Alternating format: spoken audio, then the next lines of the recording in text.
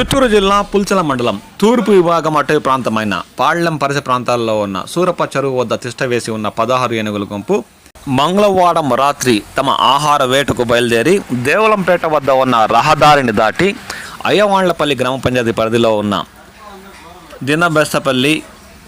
బెస్తపల్లి పరిసర ప్రాంతాల్లో ఉన్న పంటలపై తమ దాడుల పరంపరను కొనసాగించాయి. దీంతో స్థానికంగా పండిస్తున్న వరి, మామిడి రైతులకు అపార నష్టం వాటిల్లినట్లు వారు ఆవేదన చెందుతున్నారు.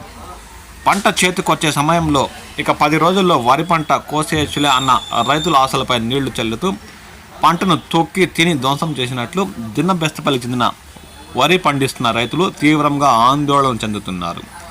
అవి ఇప్పటికి కూడా తిరిగి మళ్ళా తూర్పు విభాగం అటవీ ప్రాంతమైన సూరప్ప చెరువు వద్దకు చేరుకోలేదని, తిరిగి అవి ఇంకా రెడ్డివారిపల్లి పరిసర ప్రాంతాల్లో ఉన్న మామిడి తోపుల్లో గుట్టల్లోనే తిష్ట వేసినట్లు స్థానిక రైతులు పేర్కొంటున్నారు. అంటే అవి ఇంకా బుధవారం ఉదయం 8 గంటలకు కూడా కొంగరవారిపల్లి, రెడ్డివారిపల్లి మధ్యలో ఉన్న గుట్టల్లోనే తిష్ట వేసి ఉన్నట్లు స్థానిక రైతులు ఆందోళన చెందుతున్నారు.